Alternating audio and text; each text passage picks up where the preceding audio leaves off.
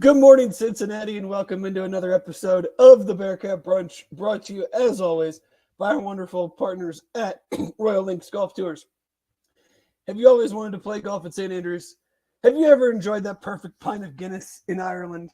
Well, with Royal Links Golf Tours, you can. They are our premier golf tour specialist, offering unforgettable golf experiences to Scotland, England, Ireland, and Wales. Their custom itineraries are more than golf trips. They are immersive cultural and country experiences that will surprise and delight you both on and off the course. Royal Links Golf Tours is owned by former Bearcat quarterback Hayden Moore and his partner, UC alum Jeff Bartholomew. So if you'd like to play St. Andrews or Ballybunion and enjoy that perfect pint in Ireland, visit their website at royallinksgolftours.com. Call them directly at 770-331-1525. And with that, we are off and running on what I'm sure will be just an absolutely enthralling and exhilarating hour of Bearcat football conversation, following up the Bearcats' sixth straight loss at the hands of Oklahoma State.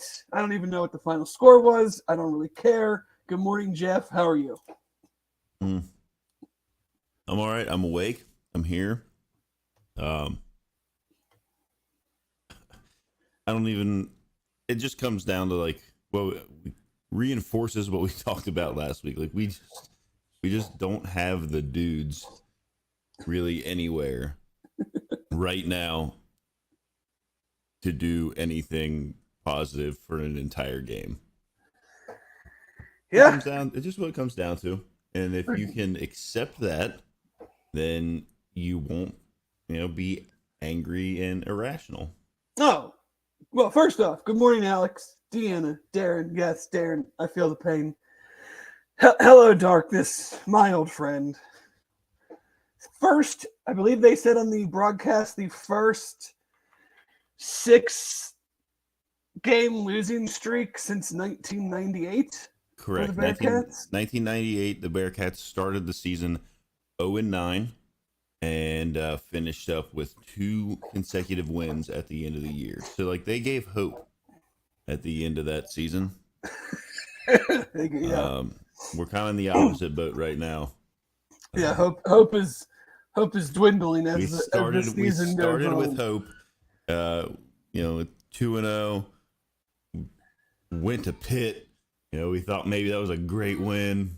Turns out we beat a team with a tight end for a quarterback. They should have put him back in yesterday. Well, holy cow. Maybe that was ugly for them yesterday, but yeah. But we're all frustrated, but I'm not going to allow this to make me angry. I'm not going to allow this to cause me to lose sleep, to think about it any more than I need to.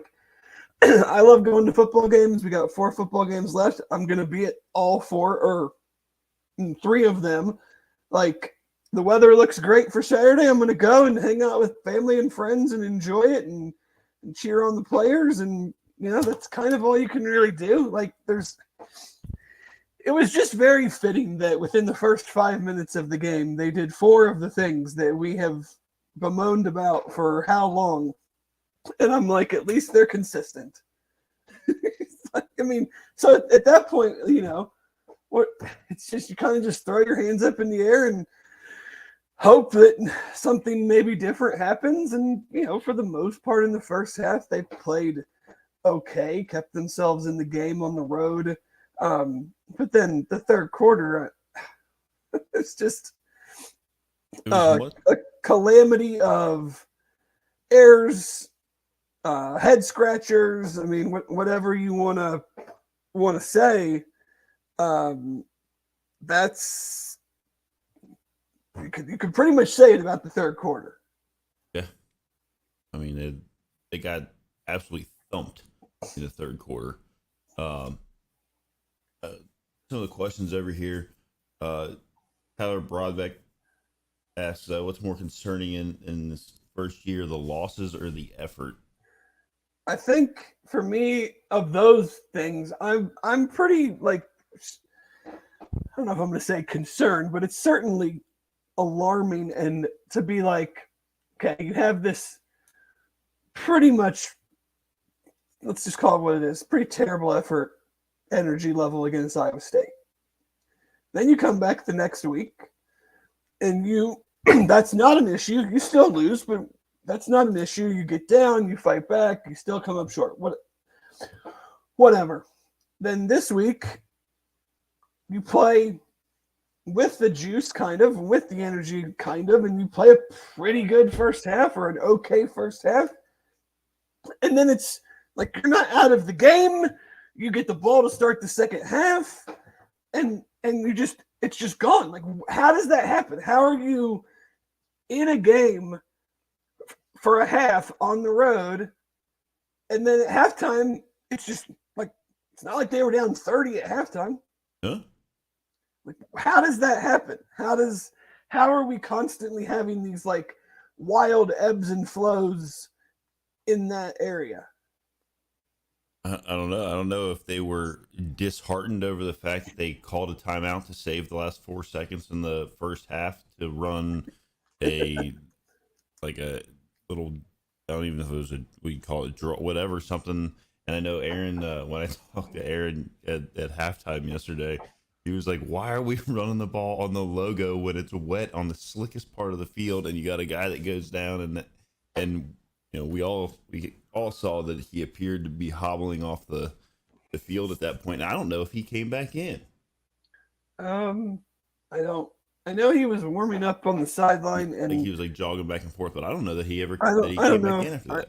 I don't know if he did or not. And I'm not saying that changes, Sure, that wins sure. the game or anything, but it sure seemed No. to be a pretty nice 1-2 punch to have Kiner punching you in the mouth and then Miles popping it to the outside, Yeah. and they had no idea. Like, It's just like there's certain things that I'm willing to understand of, like, okay, yes, I get it. Like, with Sammy Anderson not playing, the defensive backfield is not good. We saw that yesterday. Like, I don't know if they maybe benched Justin Harris or what, but Carroll was in a lot more, and he got ran by just like Justin Harris got ran by. And so part of me is like, your DBs have a hard time staying in front of receivers on go balls. Maybe not run press coverage as much.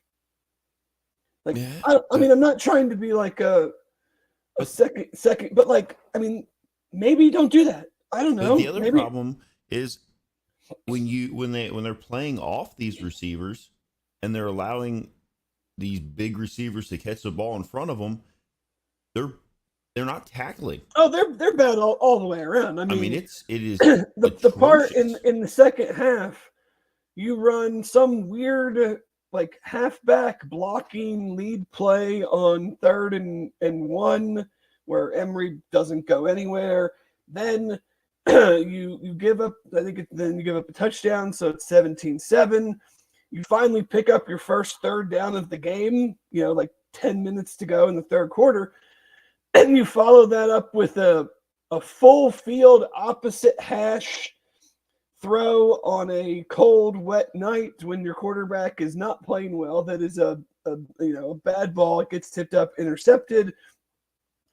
Then you hold them. It's 3rd and long, and then you have another play where your DBs literally have no idea what's going on. Like, no idea what's going on. And then you have some of the worst tackling I've ever seen on Ollie Gordon's touchdown run, and it's 24-7, and the game's over in like 2 minutes. In literally 2 minutes. Like, I don't know, man. Like, the defense, the DB thing is high on my list of frustration, because it's one thing to just get run by because somebody else is faster, but now they're just like, they look totally lost. Well, I mean, Satterfield said it. I haven't watched his press conference. I know, but I don't think I needed to really. It's probably much of the same. I didn't either.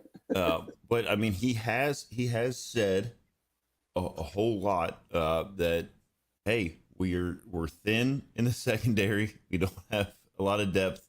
What we've got is what we've got, and I think we really saw that yesterday. Like you said, when Justin Harris went out and Carroll came in, I don't know if he just hasn't been paying attention. I mean, it was worse, I think. Even though, like, I don't know, Justin Harris gets mossed on almost every play to, anytime there's a jump, he just doesn't. None of the DBs turn around. Yeah, I mean they had a D3 transfer just going. Crushing them. Yeah, Is it like a guy that they were? I guess they were talking. They saw on the broadcast. They were talking about redshirting that guy. he probably wouldn't have even played yesterday. They had like 3 or 4 wide receivers out. Yeah, but like if you look at like you go back, who like Jordan? Well, Jordan Young has an interception drop right in his lap. Yeah. In the end zone. So they did force a turnover on the very next play. So he gets he gets a little bit of a reprieve there. But like that the touchdown kind of I don't know if it was like a switch. I mean the first touchdown our guy just flat falls down. Linebacker or whatever. The next touchdown to Brendan Presley, I don't know if it was like a switch route or whatever, but like we just throw it over the DB's head, like biting too much or whatever. Like, I mean, and then on the third down play I mentioned, like it's 3rd and 12, and they complete like a slant for 20 yards or something, and there's nobody around him. It's and you just like you can't do anything but like shake your head. Like the first couple. When the second half starts with UC with a punt, then Oklahoma State touchdown, then UC interception, Oklahoma State touchdown, UC turnover on downs, Oklahoma State touchdown, and it's 31-7 like that. It's just unbelievable that it's literally like if you're just bad, then every week something else is happening. Because you're just bad. These guys, it's literally the same stuff every week. Like, what have we talked about? Kickoff coverage. First kickoff of the game, 40-yard return. What are we talking about? DBs getting the balls thrown over their head. Guy wide open touchdown. Red zone issues. And then Carter Brown is undeniably a good college field goal kicker, and all of his misses, one being a block, are like 22 yards away. Yeah. And that one yesterday hit that upright hard. So it's like the exact same things are the problems. Right. not like we're so bad. One week we give up 500 yards passing, and the next week we give up 300 yards rushing. We're so bad we do the same errors over and over again, which that's a whole nother thing.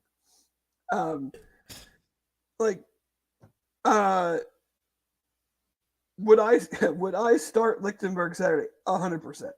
Absolutely. The Brady's are playing their rotating series. I hate it because it's so unfair to the older guys, and especially the older guys that came back and bought into a new coaching staff. But this coach's job is to figure out what he has. And you have to play both quarterbacks, and you have to play as many young guys as you can, because you got to find out if any of these guys you think they can play. Because here's the thing. You cannot go into next season without both Brady's playing legitimate snaps, not in mop-up duty, and think that either one of them is going to, or like, you need to know if you need to go try to find another transfer quarterback. Yeah. So you've got to do that, because so if anybody thinks that when the portal opens is when all of that legwork starts, you're wrong. That legwork starts because people are already, it's against rules, but it's happening. There's already some conversations starting about who may be going in the portal, who might not be going in the portal. Sure. So you've got to have that legwork done. Everywhere. I mean, exactly, absolutely, it is. But whenever, last year, when you have a coaching change like that, you're behind the 8 ball. So you kind of get what you get, what's left over in the portal of people who aren't committed elsewhere before they enter, whatever. So you have to do those things of playing the young guys and finding out what you have, because now you got to hit the portal if you need to replace some spot. Well, like there's some stuff that just you're gonna have to do anyway. But like if you've got a quarterback that can play, maybe you don't have to do that, because I said it yesterday. You're not going to find a quality quarterback worth a damn that wants to come in for 1 year to play on a rebuilding team, in my opinion. You're just not going to find it. No, you just can't be. You can't be this inept throwing the ball. I mean, the whole point of this scheme and this running attack is to have a lead and then run the ball. Like you're not going to get to where you want to be if you are the weather wasn't great. It was fine. Like Alan Bowman was fine. He was more than fine. He was 50%, 200 and something yards, 2 touchdowns and an interception. Like he did nothing outstanding. He was very good, very fine. And we can't even get to that level. I mean, I think going into this game, Oklahoma State in the Big 12 had allowed the most passing touchdowns. The worst, opposing quarterbacks, they had allowed the worst quarterback efficiency and the second most yards per attempt. And when I tweeted this out in the third quarter, maybe even in the fourth quarter, Emory was 6 for 16 for 117 yards and an interception. Well, that's what he finished with. So you can't be that bad throwing the ball, and it's not all on him. It's a combination of a lot of different factors. But I mean, you got 4 games left. Maybe play Brady Lichtenberg with this whole game, and then play them both the last 3. Yeah, if you care about the red shirt. I don't really care about the red shirt. Like I need to see both of these guys not in mop-up time, not when they know you're just gonna throw, or like you need to give them a full week of game prep and game planning and try to see what you actually have. I mean, I think you run Lichtenberg out there this week. If he has a good game, great. Then after that, maybe he starts the first half of Houston. He has a good first half, then maybe you put in, I don't know at what point you start flip-flopping them, but you've got to somewhere in there, unless Lichtenberg comes out and is like lighting it up, and is just like, incredible. I think you're doing yourself as a coaching staff a disservice not seeing what you have between these guys play as many snaps in real games as possible, because you need to know what they are, but you also need to know, like, okay, we need to go get another veteran quarterback. And you're finishing out the Big 12 schedule here with 2 AAC teams and then two former Big 12. And the Kansas game is going to be not that I think that we're going to win 4 games in a row here to no, I do not think we will to get bowl eligible, but if they do, hey, I'll be excited about it. Yeah, I mean, you've got there's a lot of guys. I mean, you've got to see guys like Derek Shepard, Rob Jackson, Jamal Williams, Tyler Gilson, all the young DBs got to play, even though I know we're struggling there. Like, you got to, on offense, I don't know if there's as many, you're not going to put in like totally inexperienced linemen. And then, Corey and Miles, I guess, I thought maybe Ryan Montgomery was going to play yesterday. Apparently he's not back yet because when Miles got hurt and Corey got dinged up, Sean Thomas came in at running back. I mean, I'd play Manny Covey. I'm playing Barry Jackson. I'm playing Ty Perkins. Like, I got to see not like every snap, but they've got to get some run. And it's a crappy thing to have to do. But if we want any of this to potentially work, you can't just keep running fifth and sixth year seniors out there and just go into next year without some idea of what a lot more of these guys might be able to give you. I would agree with that. And Josh says if Brady Lichtenberg isn't the guy, you have to hit the portal because you can't start the year with Drogish and Jones as your top two quarterbacks. Well, Jones won't be here. Or Samaj Jones would be, but I thought. Yeah. I was thinking Emory for a second. Right.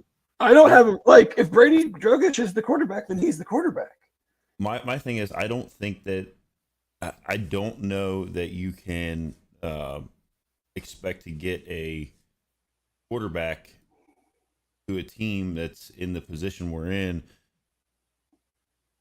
I just don't know that you can go get one that's that's going to be that top tier of a quarterback that it would make sense to have a guy that's been on your team be your guy if he can play.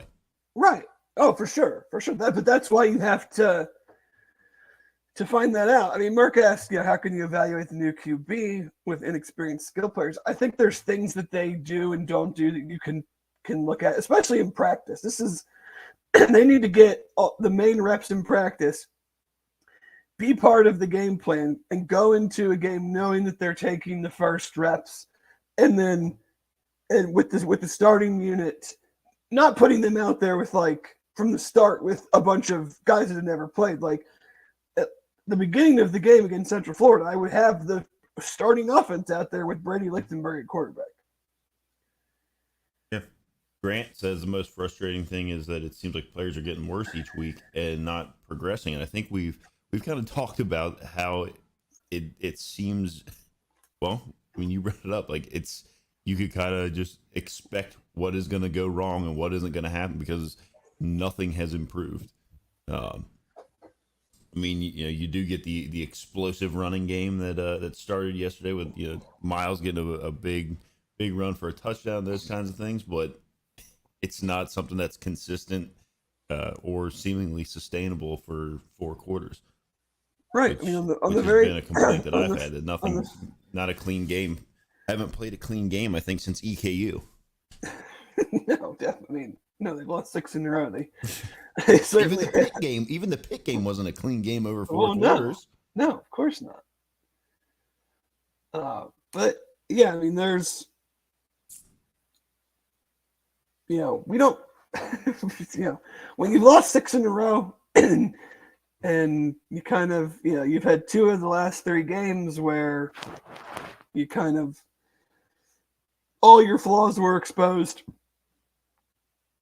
Iowa State and Oklahoma State are now tied for the Big 12 lead. I think there's 5 or 6 teams with 1 loss.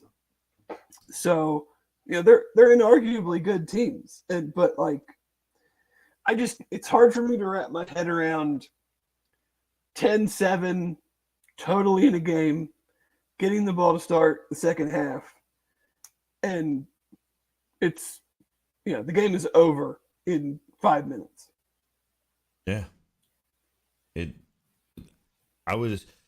I had dinner in a crock pot that was ready at halftime. I went up and I was eating that. And when I went back downstairs, it was I think there was 12 minutes left maybe in the third quarter. I missed a little bit. And I sent Aaron a message. I'm like, what happened? We had the ball at the start. I thought that at least we'd maybe be driving still because things kind of looked like we had a chance in this game until that point.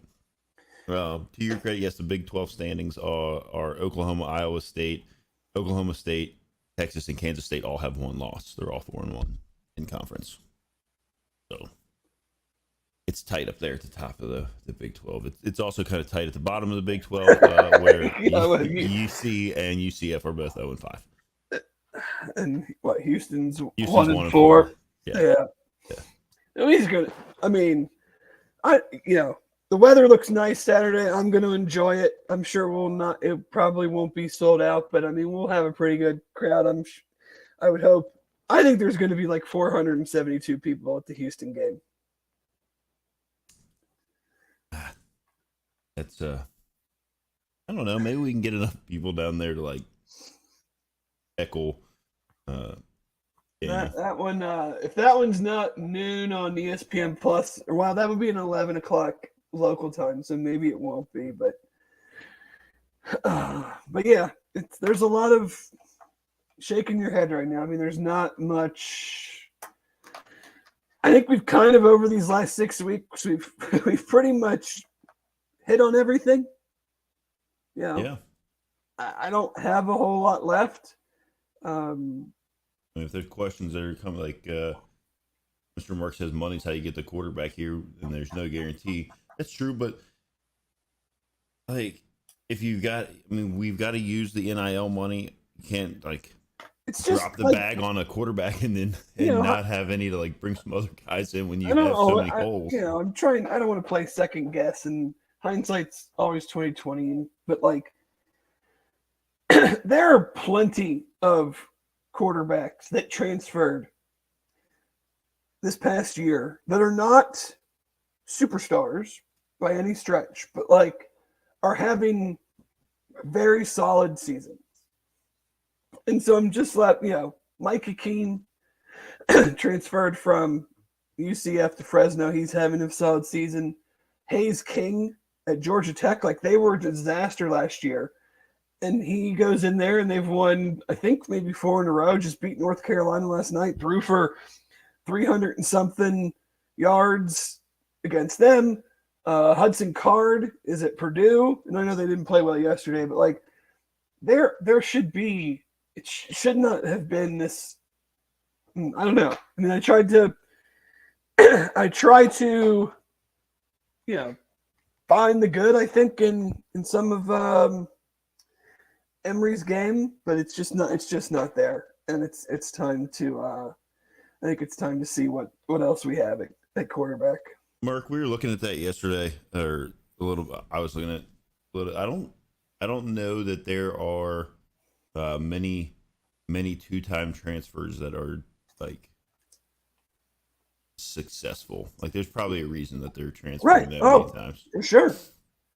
I think that's probably the point you're trying to make as well. Yeah, I agree. But I mean, we've had like, 2 games now. And this one is the more frustrating one because we talked about how good Iowa State's secondary is. Yeah. So this game, I'm left going, we came into this game thinking that their secondary wasn't good and you can't throw the ball. Yeah, I mean, think about like our running backs yesterday were having. I mean, I know that Oklahoma State essentially just doesn't have a defense, but we made it look like they did.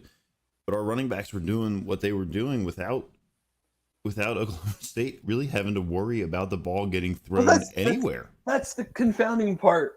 Is they'd been a poor pass defense. We ran the ball well in the first half, so they were focused on it wasn't like they were, playing drop 8 because they didn't have to worry about us running the ball. So we're running the ball well, and it's not helping the pass game at all. I mean, there were some drops. But like, I mean, the inaccuracy, and like I thought, and I know that I said at the beginning of the year, like I thought that he had thrown some really good balls at the beginning of the year, and then it was seemingly like suddenly he couldn't hit anything. Everything's overthrown, or like on the shorter passes, it's almost like he drops into some weird arm slot and throws these like 3/4 sidearm like balls that are like the tip pass interception was thrown, from a weird arm slot that was like too high, just a little bit too high. Yeah. Tips off the hands. I don't know, and it seems also like I mean, we talked about it at the beginning of the year that we thought he was maybe a kind of a one read or a like pre-snap. This is who I'm going to, and I'm really not going to look anywhere else. And he doesn't. I mean, to his credit, he also doesn't really have time to look anywhere else. But he also drops straight back. Like I think they drop him straight back on too many too many of those like passing plays where he's just kind of standing there and he rushes things. He doesn't get like I thought he did well when he got it like rolled out of the pocket a little bit. Like he kind of because it opens up that threat of is he gonna run? Is he gonna throw the ball? And when he drops straight back, that threat's not there. Yeah, I mean any way you slice it, the passing game is a disaster. So when guys are open, they're overthrown. When you need the line to protect, they don't. When you need, I think guys are not getting open as well. It's just bad. So who the heck knows? Good morning, Crypt Keeper. Happy Halloween to you as well. Hope everybody get some good candy. Darren says our wide receivers look disinterested, like they don't believe the ball is going to find them. Well, I mean, I do like. Yeah, I'm not saying I don't blame them, but you shouldn't look disinterested. You should give full effort. But you're 2 for 5 in the first half, 6 for 16 at one point. Well, I mean, it's he ended up 6 for 17, I think.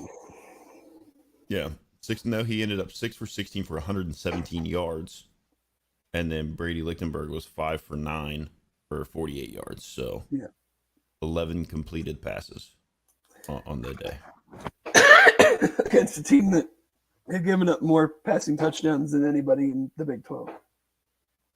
And I mean and then 50. Am I looking at this correct? 50. We had 50 rushes for 277 yards.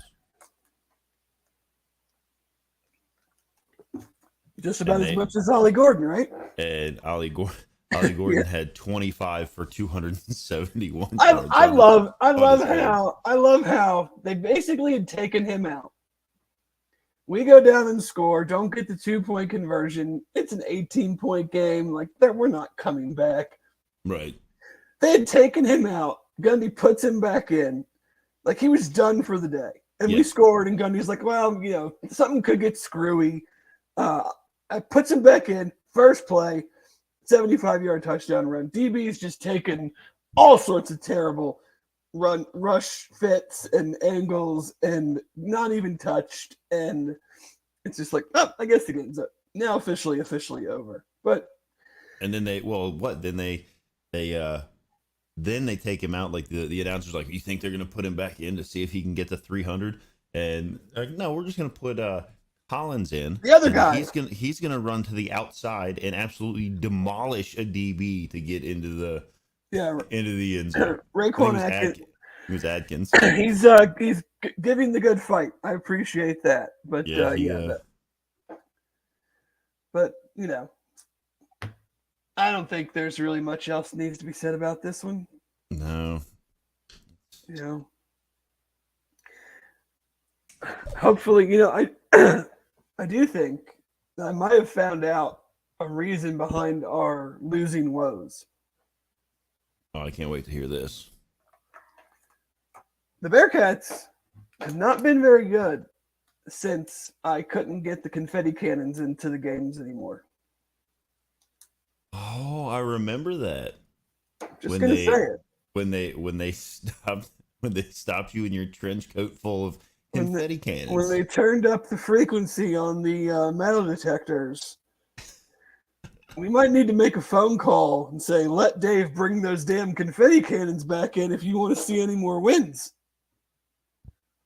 I think, aren't you on the fan council? No, not anymore. And you get stopped one time trying to bring contraband into the stadium.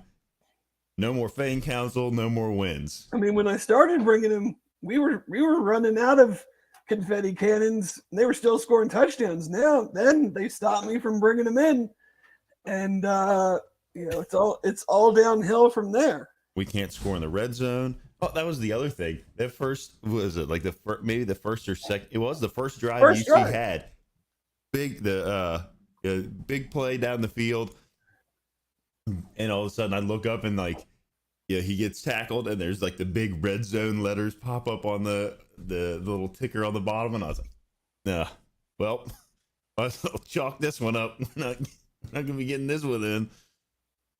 And then that's when Carter Brown dinked it off the upright to finish that drive. So, I mean, if you look at the game on paper, it's not good. Oh no, I'm not looking at that. Look at it, Dave. Look No, at it. you can't make me. Print it off, and look at it. Yeah, no.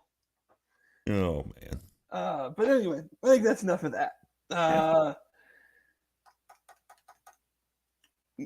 Around the nation, saw some. I would say it wasn't really a great week. Obviously, it was a great week because the Vols beat Kentucky.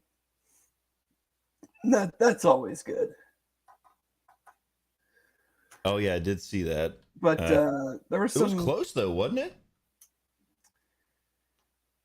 It was like a touchdown game. Yeah, I mean, I think UT pretty much led the entire game. They'd get up 10, Kentucky kick a field goal. They'd get up 6, then yeah. So, but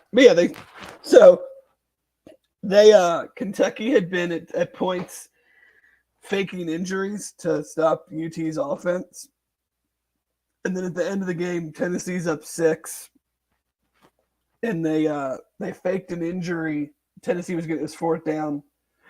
They were going to kick a field goal, and they faked an injury and didn't have any timeouts, so there was an automatic 10-second runoff, and then the game was over because there was more time on the play clock than the game clock. So their fake injury kept them from trying to block a field goal and getting the ball back.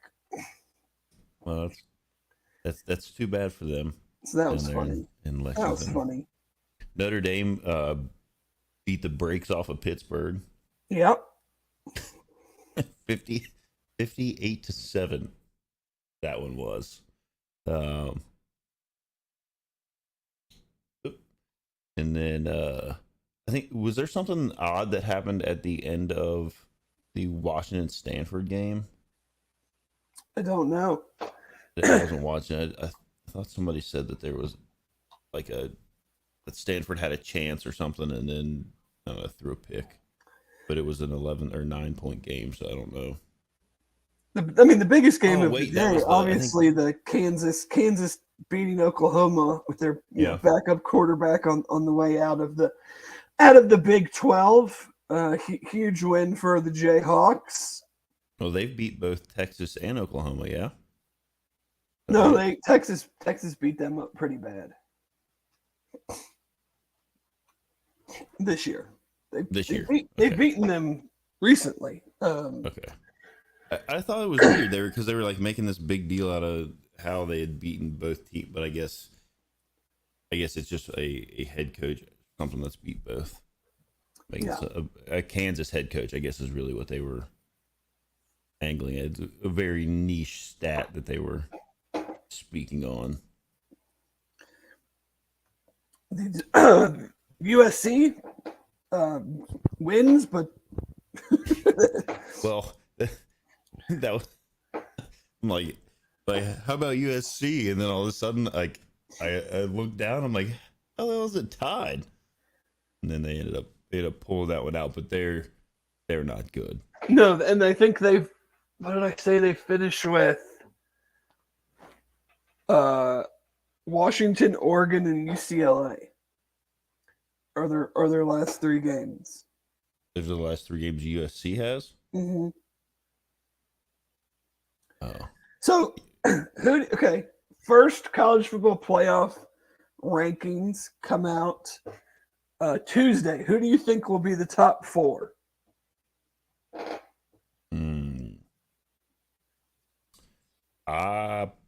I would put. Well, I think Georgia's going to be like that's just if you're not going to beat them, then they're not going to be knocked off up there. No, you know what? I'm going to put Michigan at 1, Georgia at 2, Ohio State, and Washington. Okay, I'm going to go quite a bit different than you. We'll see who's closer. I'm going to have Ohio State 1. Okay. because I think You love Honda McCord. Got it. I think the committee will look at their a Notre Dame win, their Penn State win, and say that they have the best win so far. I will put. I don't even want to do this. I'll put Georgia 2. I think their resume is pretty empty, but they've looked much more complete the last couple of weeks, especially this week without Brock Bowers. Um, and they'll get the benefit of the doubt, I think, a little bit.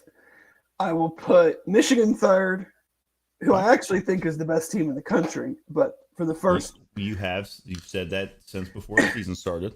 For the first playoff or for the first poll, I'll put them 3rd, and then I'll put Florida State 4th. Okay. I wrote them down so we can look at that. That's fair. I like that. I mean, I don't know that. I mean, depending on where this investigation goes, they might just completely delete them out of the NCAA. But which would be, is what it is. That whole thing is like cracks me up that they like when they were playing TCU, like the thing that came out that said like TCU was like, oh yeah, we knew about that. We just we used the same signs, but they didn't mean anything and changed everything up. And oh yeah, let's see. Fair to say next week's Texas, Kansas State, OU, Oklahoma State. I think it'll go a long way for sure. You have two big time games next week. If Oklahoma State were to somehow beat Oklahoma, I mean they finish at UCF, at Houston, BYU, so they would certainly have quite an inside track of finishing the Big 12 season with one loss. But yeah, those are going to be some great games. At least I think so. And who does Kansas end Kansas with? State's got it going again. Not a huge surprise there. So should be interesting, especially if Quinn Ewers can't play for Texas. That's going to be that'll be very interesting how that one goes.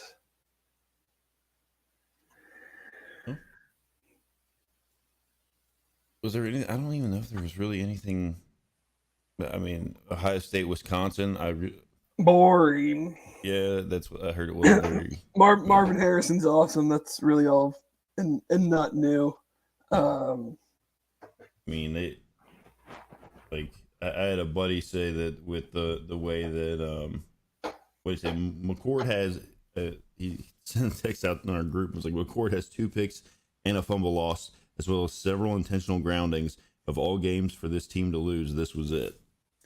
Oh, he threw some wild intentional groundings. they were pretty funny. Oregon, I think, is real damn good. I think they're the best team in the Pac-12, even though Washington beat them. Yeah, 35-6 over Utah. And I thought Utah thought they looked pretty good up until this game. I mean, Oregon just put them in the ground on that one. Air Force, are they the sneaky G5 New Year's 6 representative? 8-0 after another easy win. Their remaining schedule is not. They finished the year at Boise, and they get UNLV, who's actually having a really nice year. Let's see. So Air Force. Did you see that Colorado State got flagged, a 15-yard flag, because their student section was throwing snowballs at Air Force? I saw somebody tweeted that out. It made me laugh. Yeah, I mean, did you say who they have remaining on their schedule? I'm sorry, what? Did you say who they had remaining on their schedule, Air Force? UNLV and BYU or in Boise are probably the 2 of the best teams. Army, Hawaii, then UNLV, then Boise. to finish it I out. mean, yeah, seeing games yesterday where there was snow on the ground already, I'm gonna be very happy to go to a game Saturday where it's gonna be in the 50s, maybe the 60s, and just enjoy maybe a last Saturday outside in not freezing cold weather for a while. So Yeah. I might try to scoop up some tickets to the game for this come weekend. come join us at the tailgate, Jeff. If I come down there, it'll be me and probably my older boy. Well, there you go. Bring them along. Might come down there if we can make it work. Well, Indiana was playing with Penn State for a while. They gave them a game. The old Fighting Tom Allens. But that one quickly. I mean, they actually, you know what? That was the one they were only down. I think they were only down a touchdown, and then like they had tied it up, and then Penn State scored a touchdown, and then there was a fumble safety that kind of sealed the deal. Yeah, I mean, it was. Let's be honest, it was a pretty dreadful 3:30 time slot yesterday. I was looking for anything to watch and ended up watching Virginia almost beat Miami, Florida. Like, that's how bad it was. Notre Dame was destroying Pitt. Yeah. Oregon was destroying Utah. Like, every 3:30 game was just not compelling at all. Was Louisville Duke a 3:30 game? I don't remember. But that wasn't compelling either, obviously. Right, no. And then Duke didn't run a play in the red zone. And then Georgia Tech, like you mentioned that they upset North Carolina yesterday. Carolina's kind of fallen apart. So was it back-to-back losses? Yeah. Yeah, Drake May's still fun to watch, but all of a sudden their defense can't stop anybody. And then Tulane beat Rice. Yep. I mean, I guess if Air Force somehow stumbles, which that tends to happen for whatever reason, to like. And Tulane's already ranked, so if they, I don't know if Air Force is, but I think it'll be hard for them to jump Tulane because Air Force is ranked 19th and Tulane's ranked 22nd. Oh well, we'll see when the committee comes out. But Tulane has a loss to what? Ole Miss, right? I think. Yes, Ole Miss in the second week of the season by 17 at home. But since then, they've won everything. So, but yeah, it was kind of a, whatever weekend. Nothing, no huge matchups next weekend. Certainly, oh, man, and the Big 12 has two huge matchups next week. Obviously the UC Central Florida one being one of those massive, season-defining, legacy-defining. Somebody's going to get their first Big 12 win, and it's going to be against an AAC opponent. Yeah. Can we do it? God. Check back this time next week. I really, really hope. Really, really hope that. Can we please win a game? I'm just glad we got 3:30. I was certain that was going to be a nooner. But listen, whenever you got a team that's going to collect their first conference win, you got to put that in the 3:30 slot. Right? Yeah. You can't let that disappear. All eyeballs will be on Cincinnati, Ohio. You can't let that disappear into the noon time slot. They should have scheduled that one for like a 10 a.m. game. Just got it out of the way. If you've got nothing more for games around the country, no, I have nothing more. We can quickly run through what the Bearcats in the NFL did. Perfect. Brian Cook had an interception and 5 tackles. Jerome Ford, who is RB1, and maybe I know he got hurt last week, but maybe he plays this week. I don't know what the status there is. He had 11 attempts, 74 yards, and a touchdown. 2 catches for 20 yards. I think that was before he got hurt. Jason Kelsey, obviously no sacks allowed. And that dude, gets just outrageously low to the ground whenever they do that brotherly shove play. Like, just ridiculous. Travis Kelce, 12 catches, 179 yards, and a touchdown. Alec Pierce, 3 receptions for 53 yards. I don't think we've heard his name much this year in that account. Desmond Ritter put together a pretty decent game. I believe they won last week, so I could be wrong there. 19 for 25, 250 yards.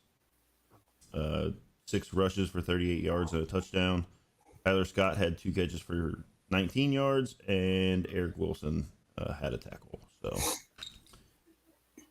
that's where we're at with Bearcats in the NFL from last week. Yep, yeah, with the with the Bengals being in the afternoon today and the Browns being in the afternoon, I wonder if we will.